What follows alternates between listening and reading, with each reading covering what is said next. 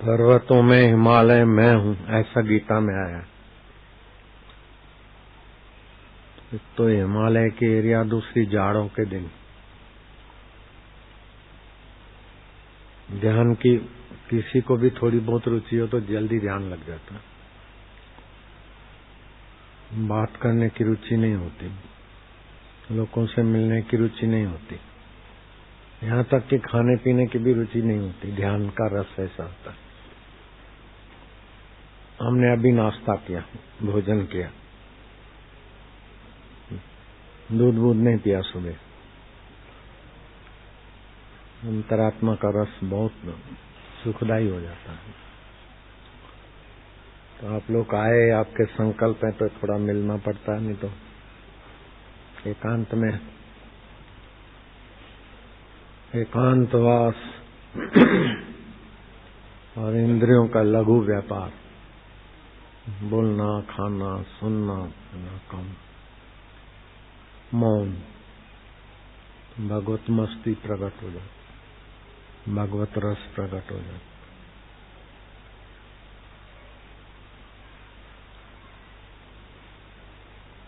उसे तो 12 बजे सोचा था कि अब नाश्ता वास्ता कर लेंगे, दूध पी लेंगे, लेकिन फिर अभी उठते ऐसे करते करते देर भी हो गई।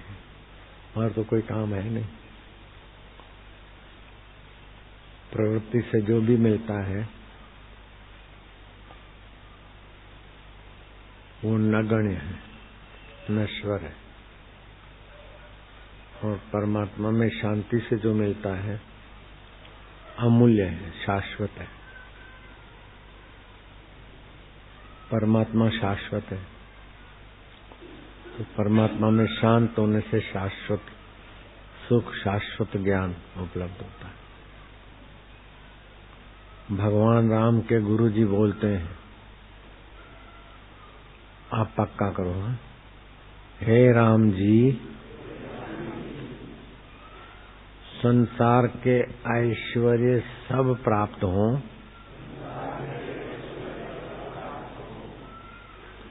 इंद्र का वैभव भी प्राप्त हो,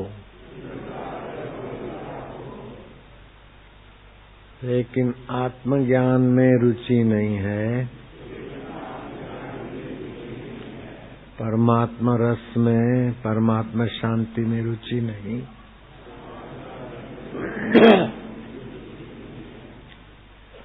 तो उसको विष्ठा के कीड़े से भी तुच्छ मानो।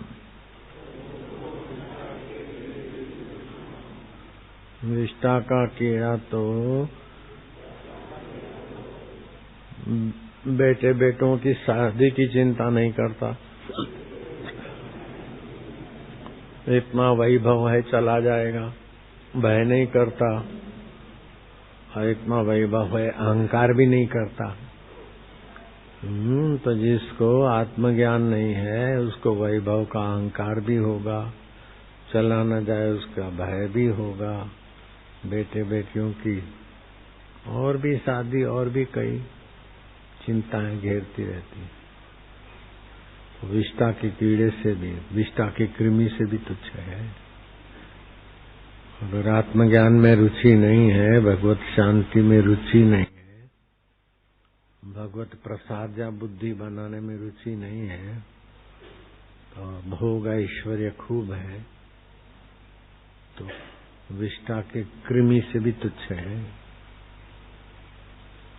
कितनी ऊंची बात कह दी वशिष्ठ महाराज ने। और वेदांत शास्त्र बोलते हैं, स्नातम तेन सर्व तीर्थम, उसने सारे तीर्थों में स्नान कर लिया। दातम तेन सर्व दानम, उसने सब कुछ दान कर दिया।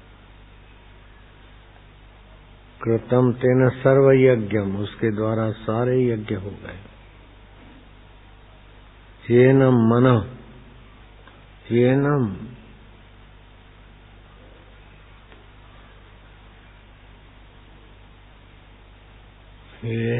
क्षणम मनः ब्रह्म विचारे, जिसका एक क्षण के लिए भी ब्रह्म विचार में, ब्रह्म ज्ञान में मन टिक गया।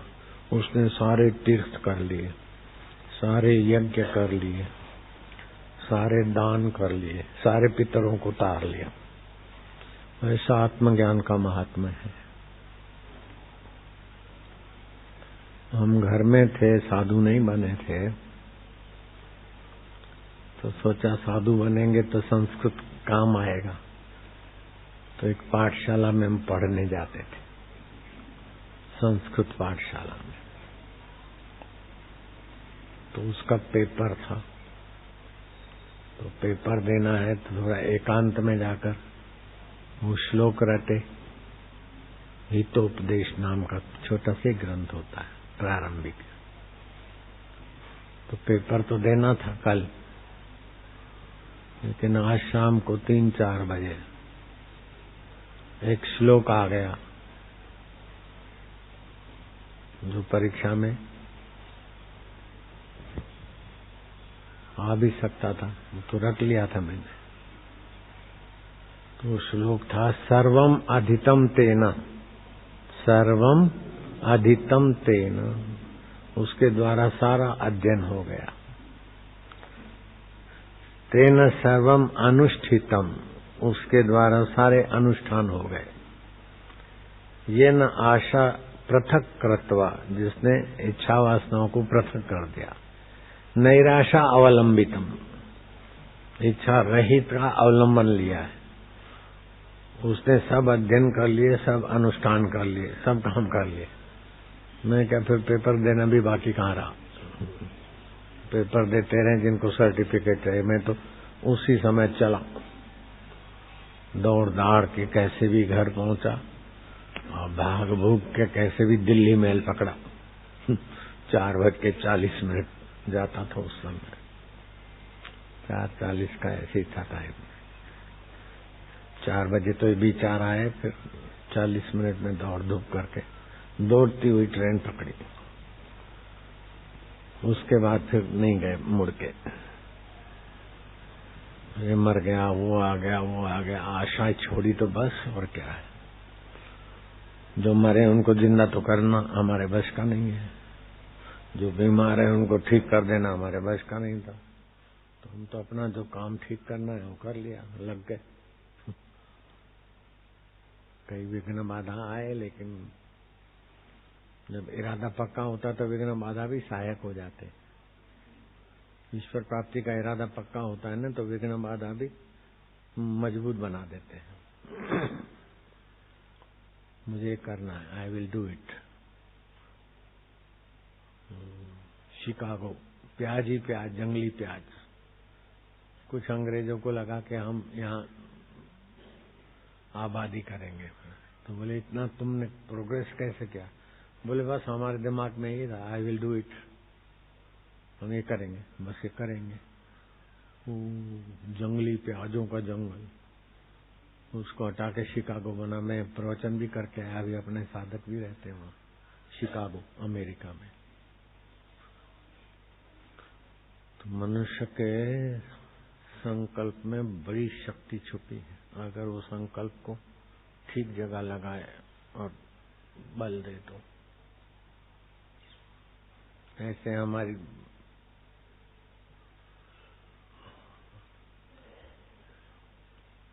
लंबाई कम थी, ठिंगने थे हम, तो किसी ने बोला ए ठिंगू।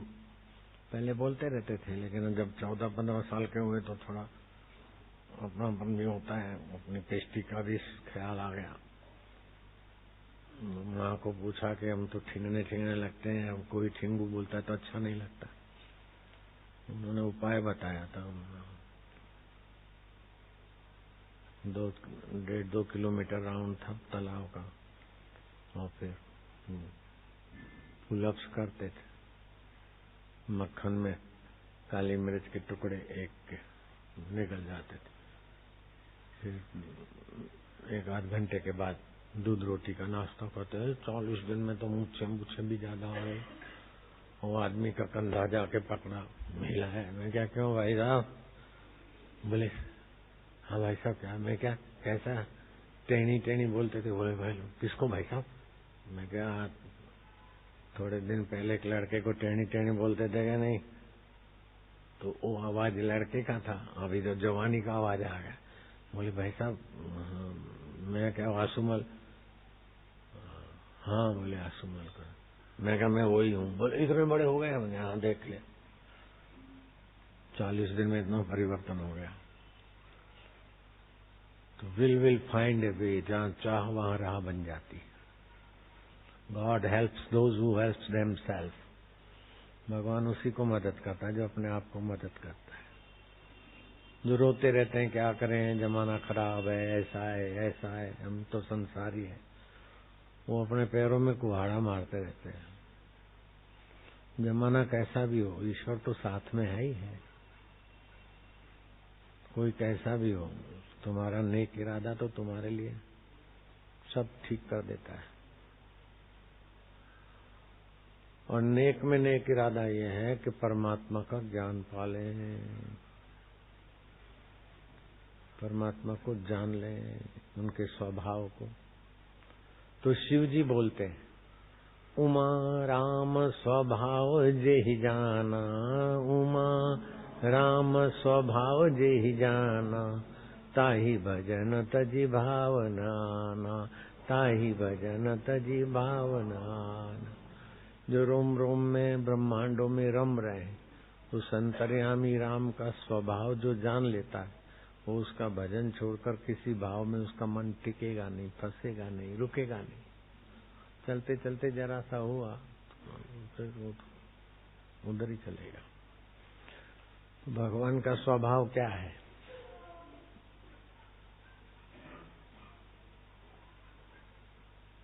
भगवान का स्वभाव क्या है?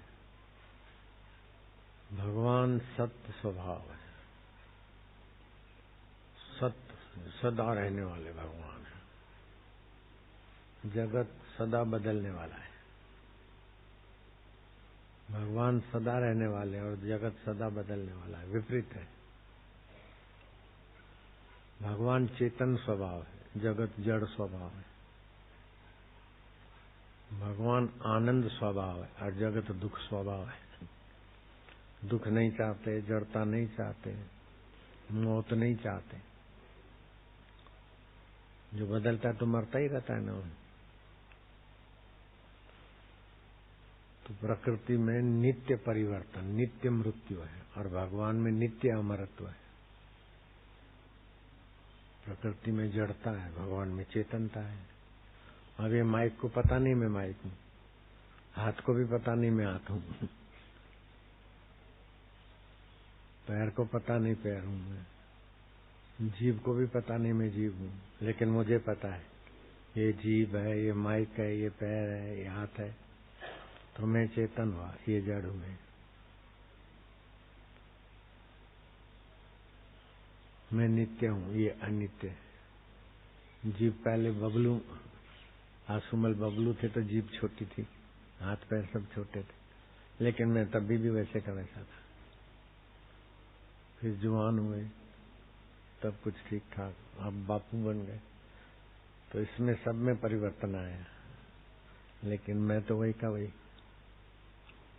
नन्ना आसुमल बबलू था तब भी मैं था, जवान आसुमल थे तब भी मैं था, महाराज आसुमल बन गए तब भी, आशाराम महाराज बने तब भी, अब आशाराम बापू बन गए तब भी।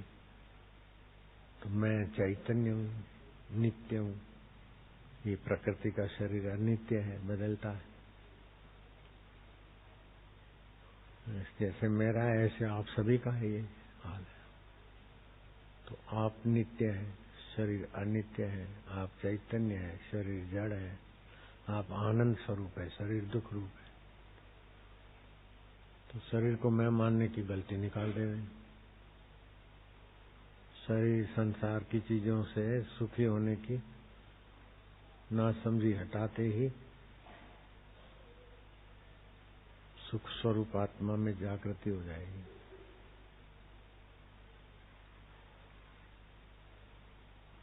घर तो छोड़ देते, साधु बन जाते, लेकिन भगवान का स्वभाव जान के उसमें लगना है बड़ा दुर्लभ है। कई लोग चलो भाई संसार में क्या रखा है, साधु बन गए, लेकिन भगवान के स्वभाव का रस नहीं आएगा तो चलो सुल्फे का रस लो, सिगरेट का रस लो, भंडारा कहाँ होता है उधर लो, आज कचौरी बनी है वहाँ, और मालपुआ और खीर का भंडारा है, दक्षिणा भी मिलती है, उधर जाओ उधर जाओ। वहां से निकल कर एक खड्डे में से निकल के दूसरे खड्डे में पड़ी मछली, और क्या। तो भगवान के स्वभाव को जाने, तो भगवान सतरूप है। वो जाना नहीं तो अभी मान लो, हे भगवान तुम सतरूप हो, तुम चेतन रूप हो, तुम आनंद रूप हो, मेरे आत्मा हो। ओम ओम। संसार मिथ्या है, दुख सुख मिथ्या है, मान अपमान मिथ्या है, उसको जानने वाला प्रभु मेरा सत्य है। ओम ओम। सारी मुसीबतों में रहते हुए भी आप निर्दुख होने लगेंगे, सारे झंझटों में तनाव में होते हुए भी झंझट और तनाव के ऊपर तैरते रहोगे। खाली इतना स्वभाव मान लो, जाना तो नहीं है, माना तो भी काम बहुत अच्छा हो जाता है। जान लिया तो साक्षात नारायण रूप हो गए। जिसने भगवान के स्वभाव को जाना वो भगवतमय हो गया, ब्रह्म ज्ञानी, मुगत भुगत का दाता, ब्रह्म ज्ञानी पूर्ण पुरुष विधाता। ब्रह्म ज्ञानी को खोजे महेश्वर, ब्रह्म ज्ञानी आप परमेश्वर। भगवान के स्वभाव को जानो तो आप परमेश्वर हो जाओगे क्योंकि भगवान का स्वभाव और आपका स्वभाव एक ही सत्ता से है। ऐसा नहीं कि भगवान का आत्मा अलग चीज से बना है, तुम्हारा आत्मा कोई अलग रो मटेरियल से बना है, नहीं, एक ही आत्मा परमात्मा है। ओम ओम हरि हरि हरि, नारायण नारायण नारायण।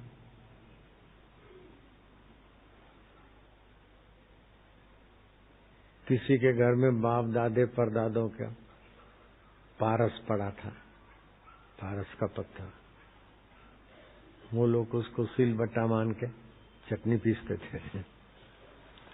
असली पारस को न पहचान कर सील बट्टे का काम लेते थे। अब वो आदमी पारस खोजने जाए तो खोज खोज के थक के वापस आएंगे, और जगह कहीं मिलेगा नहीं, क्योंकि घर का पारस तो पहचानते नहीं, तो बाहर पारस कहाँ मिलेगा। ऐसे ही पारसों का पारस भगवान अपना आत्मा है, उसको तो जानते नहीं, और मंदिरों में, चर्चों में, मस्जिदों में भटक भटक के थक जाते, नहीं मिलता। किसी को मिला हो तो बताओ। पहले आत्म पारस को जानना पड़ता है। मन तू ज्योति स्वरूप अपना मूल पिछान। ज्योति स्वरूप माना ज्ञान स्वरूप है तुम, सुख को भी जानते, दुख को भी जानते, भूतकाल को भी जानते, भविष्य की कल्पना को भी जानते। भविष्य वर्तमान होके भूत हो जाता है, और भूत गरकाव हो जाता है, लेकिन आप जो कहते हो, कैसा स्वभाव है आपका। भूत भी बदलता है, वर्तमान भी बदलता है, भविष्य भी बदलता है, आप नहीं बदलते, तो आप नित्य हुए ना। और जानते हैं तो चेतन भी हुए, आनंद आता है। राजा जनक राजकाज के आपाधापी से उबकर जाकर एकांत अरण्य में तमाल वृक्ष के नीचे शीतल मंद सुगंध हवा चल रही थी, शांत माहौल था। वहां तनिक बैठे तो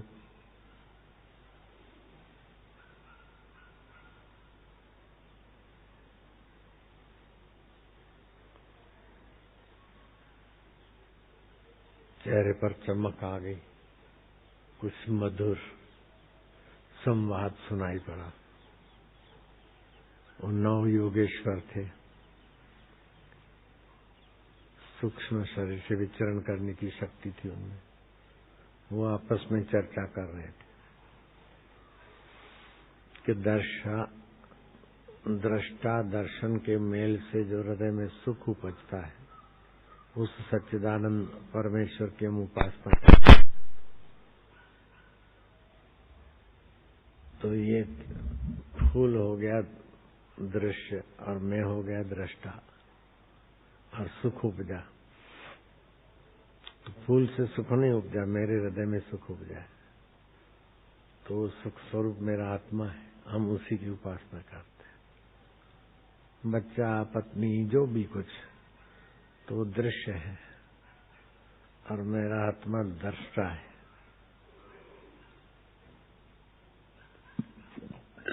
फूल दृश्य है, आंखें भी दृश्य है, आंखों को भी मैं जानता हूँ।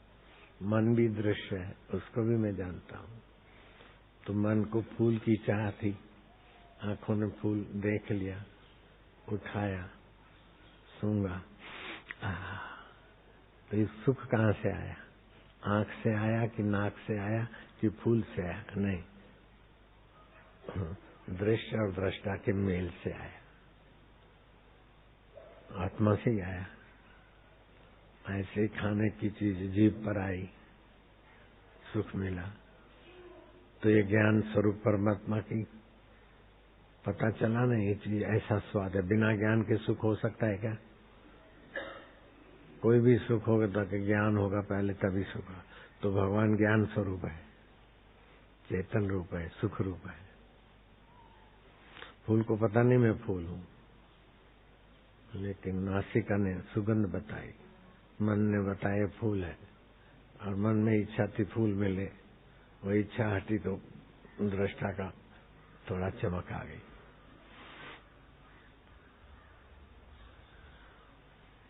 शरणानंद महात्मा बहुत ऊंचे कोटि के संत थे। बाहर की आंखें तो नहीं थी, सूरदास थे, लेकिन अंदर की आंख बहुत ऊंची थी। राजेंद्र बाबू भी उनको आदर से सुनते थे। गांधी जी, मदन मोहन मालवीय, राम सुखदास जी उनको पढ़ते थे। अपन भी उनका पढ़ते हैं, मैं भी पढ़ता हूँ। कभी कोई लड़का पढ़ता है, मैं सुनता हूँ।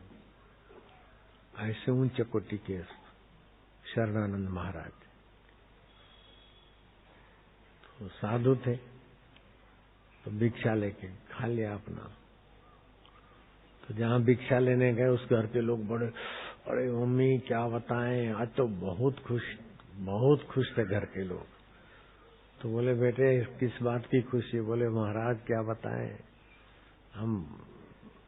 हम सभी खुश हैं। मेरे पिताजी भी खुश हैं, मेरा छोटा भाई भी खुश है, मैं भी खुश हूं, और माँ की खुशी का तो कहना क्या। बोले किस बात की खुशी है? बाबा मत पूछो ना, बस बहुत खुश है। अरे खुश तो हो, लेकिन किस बात की खुशी है? बाबा बता नहीं सकते, बहुत खुश है।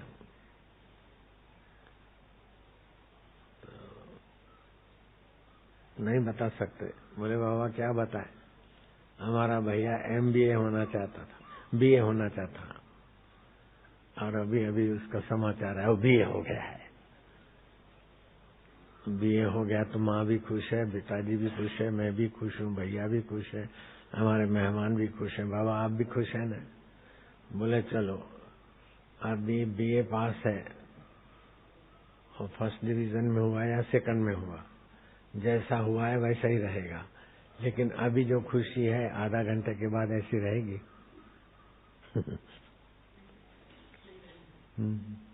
2 घंटे के बाद और 2 दिन के बाद बस बेकार। तो खुशी आई कहाँ से? सुना पास हो गया है, तो ये पास हो जाए ये इच्छा थी, पास हो गया तो इच्छा हटी। तो दृष्टा का स्वभाव दृश्य में प्रतिबिंबित हुआ। जैसे मेरा चेहरा आईने में दिखा और सुंदर लगा, तो जो भी खुशी मिलती वो दृष्टा से ही मिलती, परमात्मा से ही मिलती, चाहे संसारी चीजों की। लेकिन वहाँ फसान है, और शुद्ध रूप में मिलती है तो मुक्ति है। तो आज मन को समझा के तुम्हारे बीच ले आया हूँ, उसी आनंद में बहुत अच्छा लगता है।